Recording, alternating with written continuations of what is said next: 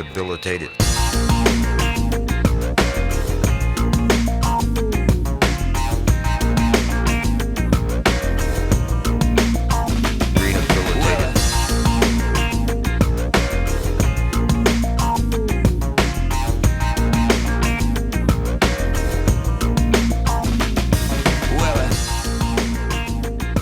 Hello again, Happy New Year, and welcome back to the Bridge of Orchy range. In this episode, we'll make a winter ascent of Ben Acalladar, investigate the colourful history of Acalladar Castle, look into the notorious Treaty of Acalladar, and muck in again with the Hydro Boys as we continue the story of hydroelectricity in Scotland. Beginning in Bridge of Orchy, we follow the A82 to the banks of Loch Tulla, from where a single-track road leads to the tiny hamlet of Acalladar. From the new, purpose-built car park, about 100 yards along the road, a path that was probably once considered new leads us to the main path beside the Alp Cúr Acalladar, which, trust me, you'll be glad to reach. Crossing a bridge over the railway that, after rain, becomes more slippery than Gary Barlow's tax arrangements, the undulating path follows a fence and climbs incrementally to the corrie across, and let's not sugarcoat this, extremely irritating bogs. Just stay away from the grey silt. Once at the head of Cúr Acalladar, the burn is forded to avoid a rock wall, and more immediate, i.e. steep, progress can be made up to the lip of Cúr Dinian, past tumbling waterfalls and increasingly jaggy rock pavements, where it seems as though the formative glacier used a ruler. In the upper corrie, a morass of kettles and cames must be navigated to reach the small spur that leads up to the Bealach. Once upon the Bealach, the rest of the Orchy Munros can be seen to the south and east, while to the north the hairpin bend of the South Ridge appears to lead right up to what you hope is point 1002, but alas, a quick look at the map shows you that it isn't so easy. The first flattening of the ridge is a false summit, and you have at least another half a kilometre and 150 metres of ascent to the actual point 1002. Beyond this there lies a shallow saddle, and then the final moderate slope to the summit, about a kilometre past the south top. These mountains are distinctly more rugged, and thus dangerous, than the rest of the southern Highland Munros. The gentle slopes of Breadalbane and Glenlyon seem a distant memory when stood in the remarkable rock amphitheatre of Cúr Dinian, gazing to the wild and distant peaks of the Black Corries, Glencoe and the Mamors. In low visibility or high wind, there is constant and significant danger on the west side of the ridge, where it drops almost 400 metres straight into Cúr Acalladar, particularly around the south top, or point 1002, so take compass bearings in case of navigation difficulty in poor weather. This face holds potential avalanche danger after heavy snowfall, so again bear this in mind when passing beneath it on ascent. Again, what is easy in summer becomes an extended assault course in winter, where endurance, determination and navigation skills are your greatest allies, along with, of course, the obligatory winter gear and skill set. Ben Acalladar can also be combined with Ben Achrichen, a considerably steep descent off the summit ridge to the Bealach between the two. This is perfectly reasonable in summer, but in winter, the Great Wall of Rannoch becomes a miniature Nanga Parbat. It's a long, undulating route across unpredictable terrain that can be confusing in fog or whiteout.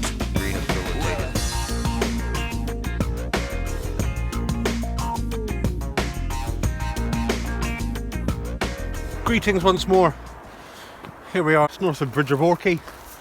Behind me you can see Benandoy. Over there, Stovgavar, the hills of the Black Mount here. Gets a wonderful light over there on Stovgavar, as you can see, in this delightful little waterfall there at the bottom of the corrie. Magnificent Caledonian pine woods in the foreground. Look at that. Loch Tulla appears. Now this is actually the furthest north we've been so far in the series. You can see Ben Doran and Benandoy there, the hills of Glen Orchy behind me. So around this bend, we're going to find our turn off and head towards Acalladar Castle and Ben Acalladar itself.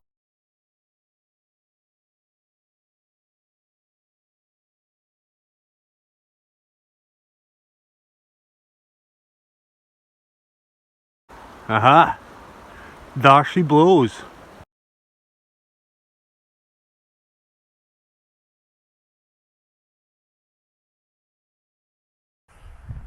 Well, here we are by the bonny banks of Loch Tula, hills to the south of Glencoe up there.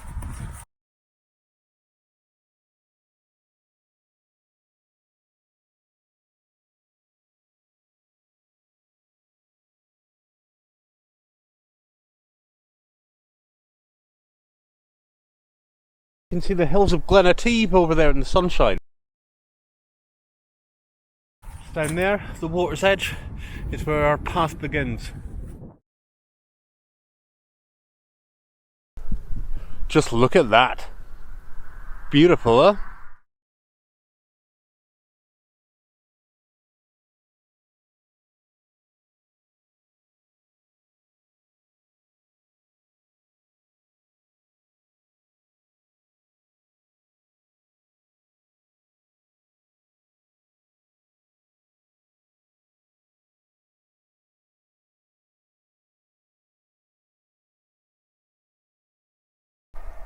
And this is where we turn off the main road here. Head along here, you can see Benacalidar up there. Okay, our journey begins. Gorgeous, huh? We'll see a great deal more of these views on the way up there. So let's get going. In 1497, Acalidar played host to one of the most savage inter-clan fights on record, with the Fletchers and Stuarts of Appin joining the side of the MacLarens against the MacDonalds. The MacLarens had been cattle raiding in the MacDonald lands and, while driving the spoils of their pillage southward, were overtaken at Acalidar by a perturbed and heavily armed group of MacDonalds, eager to reacquire their cattle. The MacLarens were outnumbered, so the Stuarts and Fletchers came to their assistance. Carnage ensued, in which Donald MacDonald of Keppoch and Dugald Stewart of Appin were both slain. Well, as you can probably tell from the squelching sounds underfoot, we're crossing a particularly purgatorial path towards what I assume is the main path beside the stream up here. Very wet, very soggy, springy underfoot. But we have had quite a lot of rain recently, and obviously it's fell as snow on the higher reaches. But yeah, hopefully these bogs are short-lived, and further up in the corrie it's going to be a lot easier going. Okay, so the Bialik has come into sight. That's our path.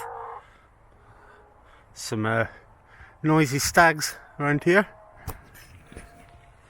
Down there you can see Acalidar and Acalidar Castle. What's left of it, the tower, is nestled behind those trees there. Acalidar Castle is a ruined 16th century tower house in the shadow of Benacalidar. The name Acalidar is Scottish Gaelic for field by the hard water. This either refers to Rannochmore or Loch Tula when iced over. The castle once had 3 stories, each with many gun slits, and these floors can be discerned from the 2 walls that remain, sheltering the buildings of Acalidar Farm. The castle was built by Angus MacKinlister, who, rather confusingly, was the first chief of the Fletchers. Fletcher was the first to raise smoke and boil water in Glenorchy, says the old proverb. A small clan, the Fletchers supplemented their subsistence farming by producing arrows made from the many birch trees in the glen. In 1222, despite the Fletchers inhabiting Glenorchy, the land was bestowed upon the MacGregors by King Alexander II as a reward for their assistance in the conquest of Argyll. However, a close bond of friendship developed between Clan MacGregor and Clan Fletcher, with the Fletcher saving the life of the most famous MacGregor, Rob Roy. Black Duncan Campbell acquired the castle in 1587 through treachery and betrayal of the chief of the MacKinlisters of the Clan Fletcher. The notorious Black Duncan, then Laird of Glenorchy, had laughably been appointed by the king to keep the peace between the feuding clans in Argyll and Perthshire, with significant armed forces at his disposal. This is the equivalent of making Pol Pot General Secretary of the UN. As we know from the stories we've learned across the castles of Breadalbane, Black Duncan was a small man, desperately overcompensating for something. Known for his swindling, duplicitous nature, his persecution of those he envied, and there were many, the building of pointless castles, and the underhand acquisition of the lands of his rival clans, Duncan was invariably the source of trouble rather than its solution. His obsession with castles meant that he had his eyes on a Callidor for some time. He made a pretense of friendship with McKinlister, while secretly determined to acquire his lands in spite of the Fletchers' consistent refusal of sale. He left Finlarrig Castle one evening with some of his men, and by dawn they were in the vicinity of a Callidor. He deployed himself behind a small hill and ordered 3 of his men to go and tether their horses in a cornfield in plain view of the castle. Fletcher soon noticed the trespassers and ordered them off his land. Following Duncan's orders, the men laughed and stayed put, not attempting to move their animals.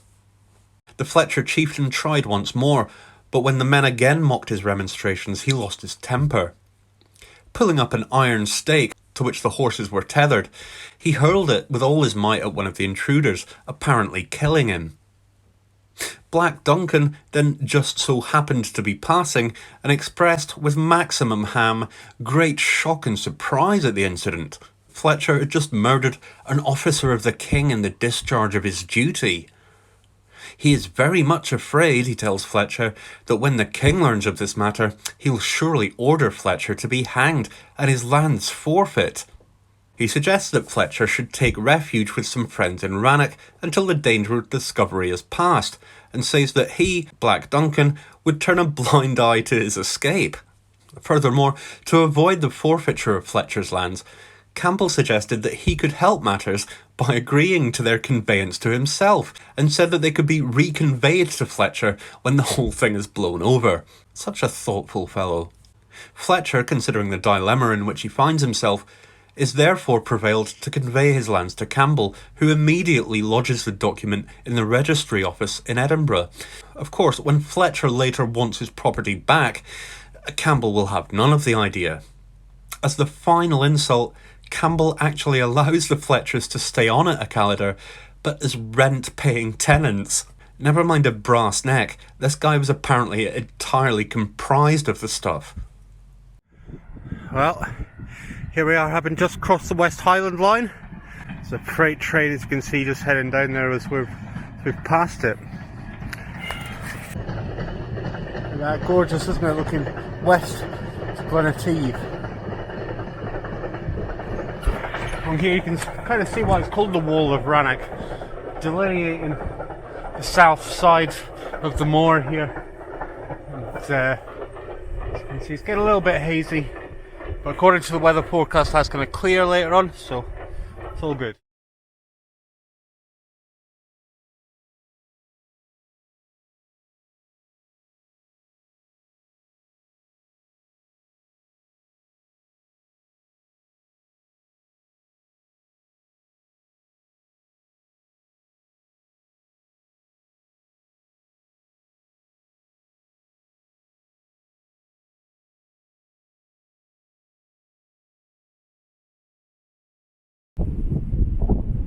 Well, here we are in the lower slopes of Cúra Callidor. As you can see, it's a great deal more welcoming than Cúra an Dóigh round the corner there, that we did in episode 6 and 7. We're getting some absolutely fantastic views of the formidable northeast face, northeast aspect of Ben an Dóigh there.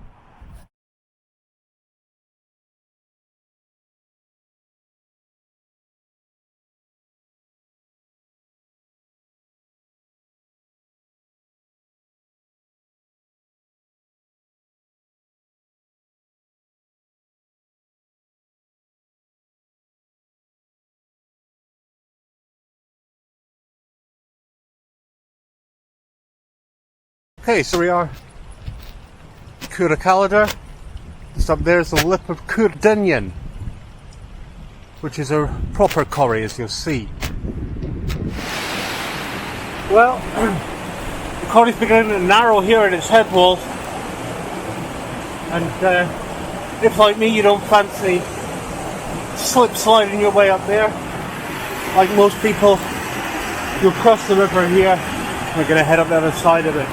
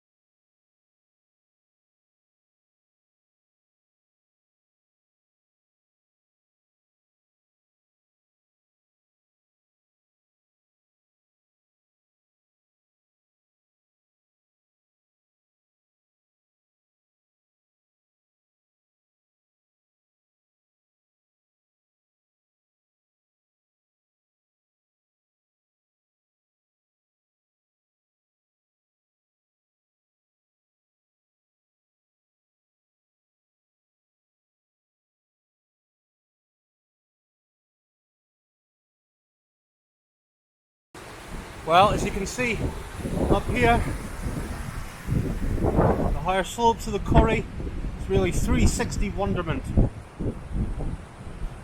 Looking over there, beautiful sunshine on Rannoch Moor.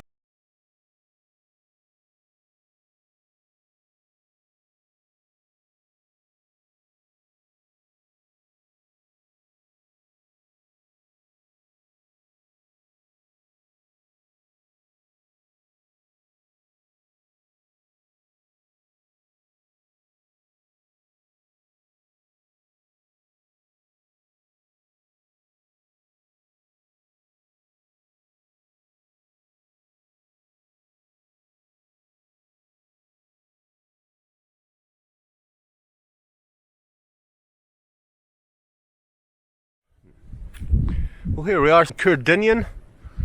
You'll probably feel as though you've Dinian yourself by the time you get up here. Possibly, fingers crossed, that's the crux section, because it's quite steep all of a sudden after that long walk in. Wow, beautiful sunshine here. Winter's light is going to illuminate our progress up here. 0.1002, another whimsically named top, and then on to the summit at 1,038 meters. So yeah, onward. Let's get up there. Well, here we are in the upper reaches of Caerdinian. As you can see, it comprises mostly of knotty kettles and cames. A true post-glacial environment. Up here we've got these magnificent crags, and over there the formidable looking Benandoy. Got a little bit of inversion going on down in the valleys there. Hardly any wind today. Unfortunately, it's a calm before the storm. Going for some bad weather over the back of the Christmas period, so let's head up there while the going's good. Well, here we've arrived at a very flat section of the top of Caerdinian, approaching the Bialik, and we're just about to hit the hairpin bend in our route and head up there to 0.1002, which looks a bit cloudy, doesn't it? Never mind, I'm sure it'll clear by then. The video production gods are with me, I'm sure. Look at that beautiful sunlight there, just creeping over the top of Benandoy's eastern ridge.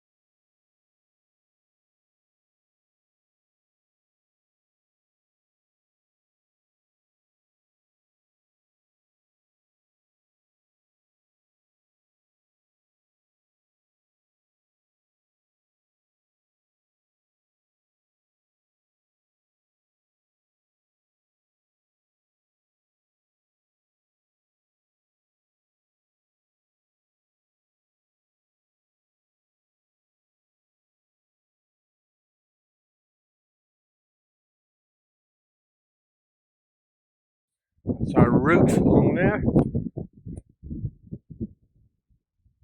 Still inversions going on down in the glens. And looking over here, we've got Ben Doran appearing out of the mist.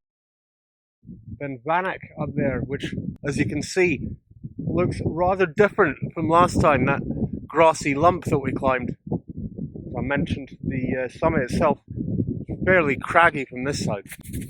But yeah, let's head up there into the mist. And our fourth last Munro of the Southern Highlands. In 1691, the Jacobite leaders, including Alistair MacLean of Glencoe, was summoned to the castle by John Campbell, then Earl of Breadalbane, and after much deliberation signed the now infamous Treaty of Accalidar, having accepted financial compensation in return for their renunciation of the Jacobite cause, promising to end their fight to restore the exiled James VII to the throne. It was a requirement of the Achallidar Treaty that all Highland clan chiefs should sign an oath of loyalty to King William of Orange by the 1st of January 1692, and nearly all comply by the deadline, all except Alistair MacLean. The story of how MacLean was tricked and used by the establishment to set an example to Jacobite clansmen will be examined when we visit Glencoe in Series 2, but as those with more than a passing knowledge of Scottish history will know, it ended in one of the most brutal and inhuman acts ever perpetrated in Scotland, and that's a pretty crowded field.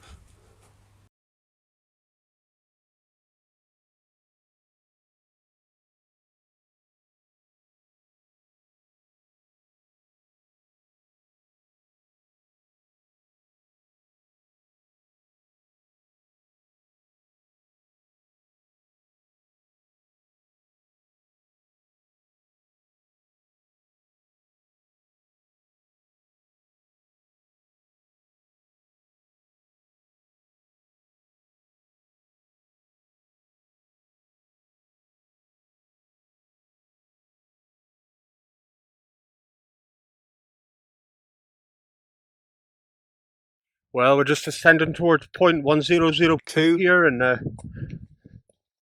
wow, look at that. Beautiful winter sun piercing the low-lying, rising banks of cloud there.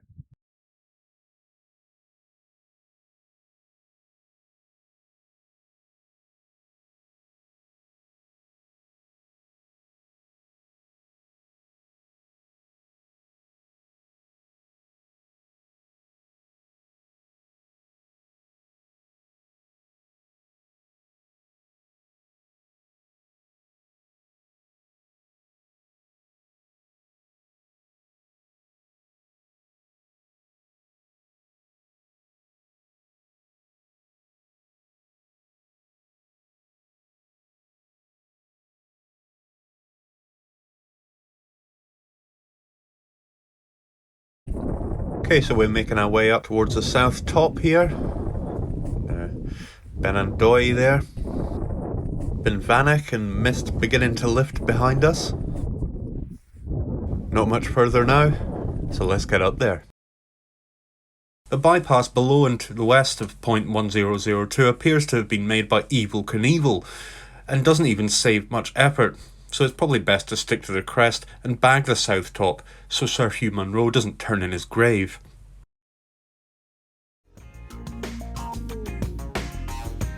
In this new segment of the show, we put interesting items of outdoor clothing and equipment to the test on the Munros so that you don't have to. For our first review, we used a Montane Minimus Stretch Ultra Jacket and pants, as the UK-based Montane insist on calling them bespoke trousers. The Pertex 2.5 layer material is advertised as being waterproof, and Montane claim these items to be the world's lightest and most breathable waterproof mountain shell. These form an ultralight waterproof hardshell with a softshell outer layer, the 0.5, that stretches nicely with your movements. They're rated as 3-season, but if they do what Montane claim they do, then there's no reason that you can't use them year-round as long as you're wearing plenty underneath. Both are an alpine fit, i.e. snug for climbing, but offer great flexibility and coverage. The main feature of the Minimus is hinted at in its name. This is simply the lightest, truly watertight skin around, and as you can see, the packability and weight saving is indeed extremely impressive.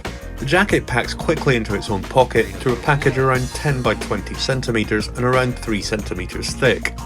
The trousers, not having pockets, come with a very losable stuff sack, but they pack down to about the size of an apple. They'll squish into any space in your backpack and weigh basically nothing. As such, they're marketed for trail running, but as we all know, every Munroist wants a lighter pack and more breathable waterproofs, right?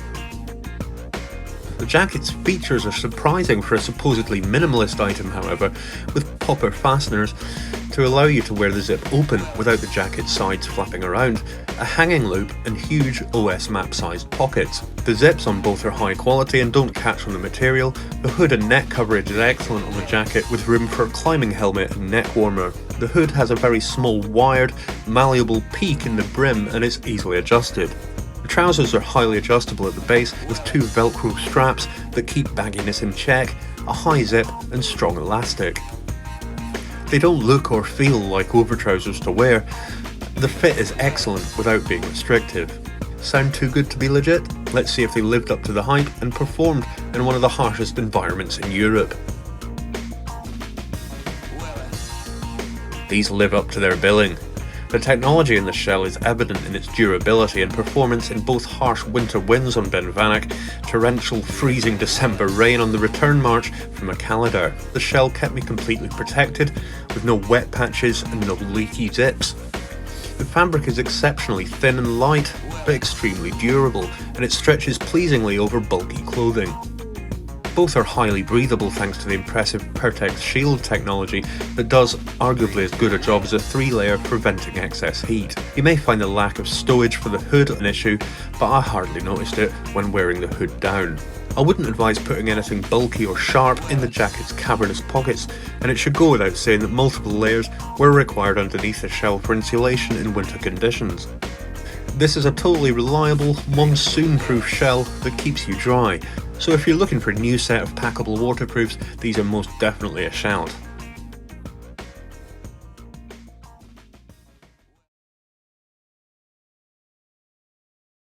Well, here we are on a final pull up to the summit there. These summit slopes here. As you can tell, there's not a great deal to see, unfortunately. If this sort of scene fills you with dread, you need to work on your navigation, but I do understand.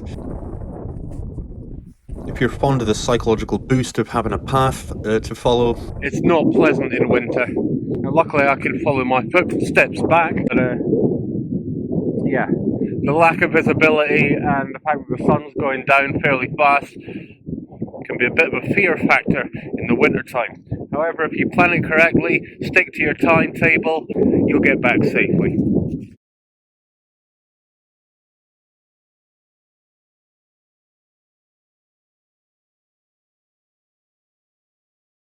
Well, after an interminably long ridge traverse through not much visibility at all,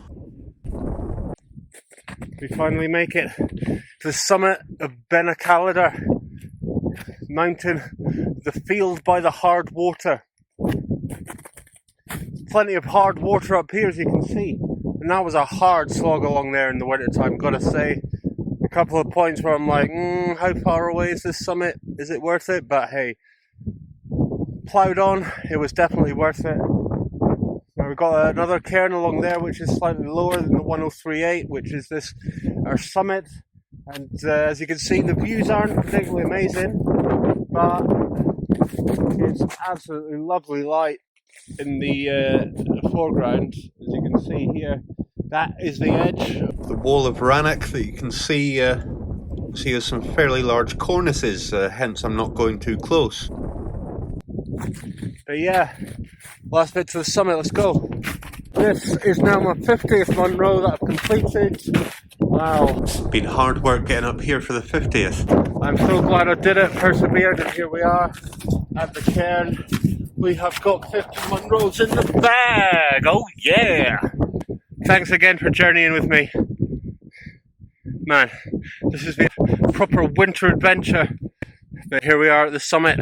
It feels amazing.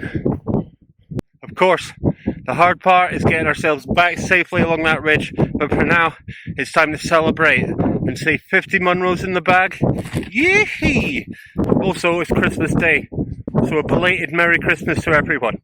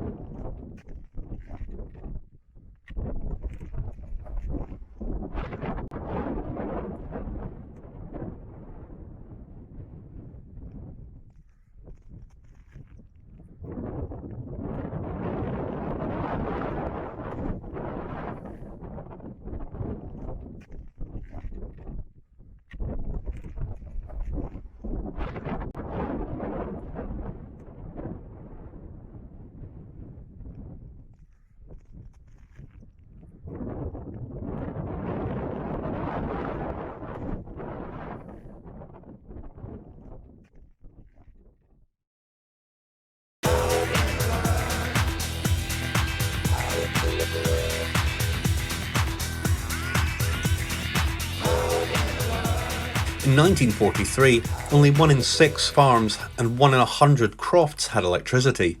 Today, the vast majority of homes in Scotland have mains supply. In 1948, the electricity industry was nationalised, and the assets of all other public producers in northern Scotland passed to the NOSHEB, who would add new schemes to be built over the next 20 years.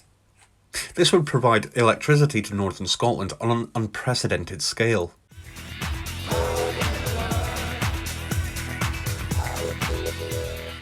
As we've seen at the Lors Dam, which resembled the Black Gates of Mordor, the brutalist architecture of the high reservoirs has not aged particularly well, having turned dark with lichen over the years, but the hydroelectric power stations beside rivers or lochs are generally far easier on the eye, and this was Edward McCall's doing.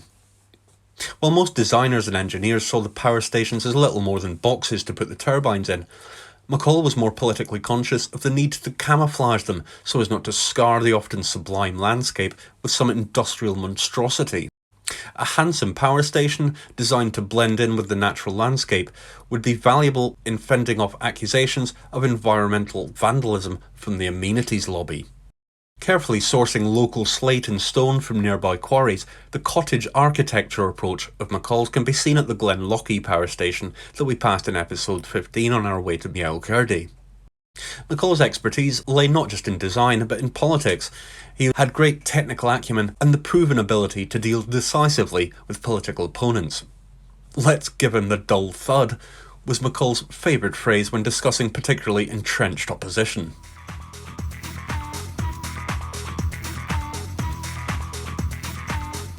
The first large-scale NOSHEB hydroelectric scheme had a lot riding on it.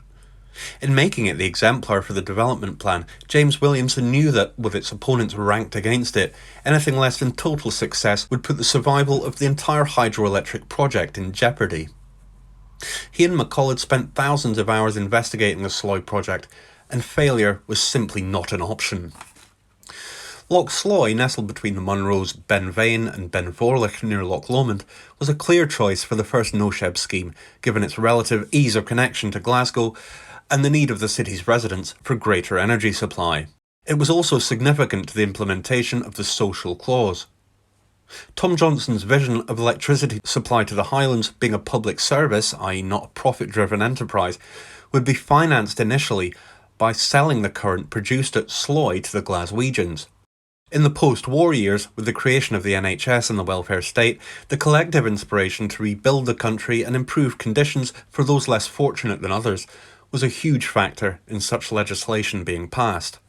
A dam would be built at the south end of Loch Sloy, with water to be piped 3 kilometres through Benvorlich to the valve house high above the Sloy power station at Inverughlis, from where the water descends 4 giant pipes to the turbines.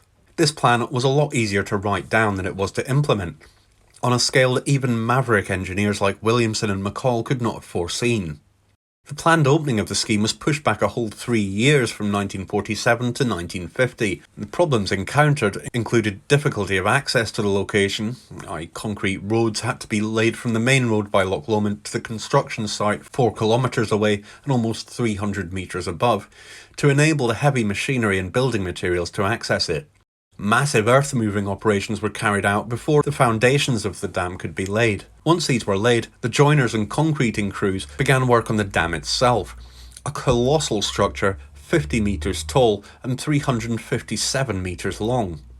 The dam raised the level of the loch by around 47 metres. The total capacity of the Loch Sloy scheme is a staggering 8 billion gallons, or 36 million cubic metres of water. As we saw last time, the tunnelling was even more dangerous, and the tunnel tigers, as the workers were called, earned the best rate of pay for their daily dance with death in the darkness. Handling gelignite, the explosive used to blast the tunnels, was dangerous at the best of times, while its detonation produces significant amounts of carbon dioxide, which, in the enclosed space of a tunnel, is, to put it mildly, not advantageous. As if that wasn't enough, the random rockfalls or sudden and deadly water seepage offered additional threats to the workforce. Another large problem at Sloy was the lack of specialists such as carpenters and, perhaps unsurprisingly given the above, tunnellers. With demobilisation of the army after World War II still far from completion, there simply weren't enough carpenters to build the shuttering in which the concrete was shaped and allowed to set, which is kind of a problem when you need to build a 350 metre long wall of it. To meet this demand, the Nosheb set up trading centres nearby, where workers could acquire the necessary skills to join the construction effort. Now, it should be noted that while the Nosheb was ostensibly progressive, it is to its eternal shame that union representation of any kind was explicitly forbidden because, to be blunt, the development plan required the workers to be expendable. While this may have been broadly representative of construction working standards at that time, it certainly does not excuse such an attitude towards local workers, whom the much vaunted social clause was supposed to empower.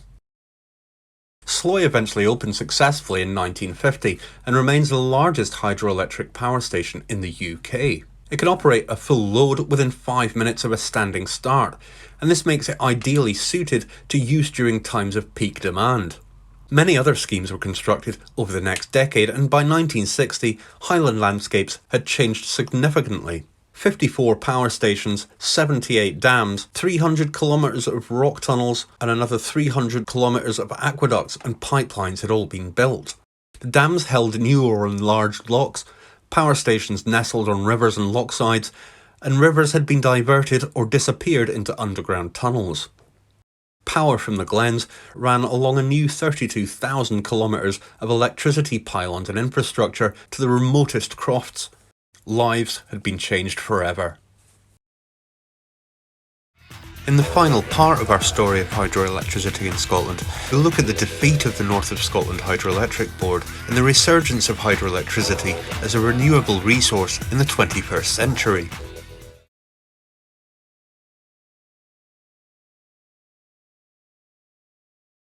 In the midst of the 1745 Jacobite Rising, Archibald Fletcher is assessed to provide one man for the militia to counter the Jacobite advance. However, not only is he in his 70s, but also opposed in religion and politics to the House of Hanover. Happily, a substitute presents himself to answer this call to arms in his place, the young poet Duncan Ban MacIntyre, enthusiastic for King George and a life of adventure. Archibald provides him with a kilt and his family sword, with strict instructions that he should take the greatest care of it. Duncan Ban's enthusiasm did not outlast the first engagement, and he reappears in Glenorchy in his usual good humour to ask for his pay, but without the precious sword. Archibald's fury is described by the ever-eloquent MacIntyre as an old man raging like a badger in his lair. In 1746, the Fletchers gradually acquire land in Perthshire and Argyll, and the chief moves to Dunnans in Glendurul, taking with him the door of the now defunct Accalder Castle.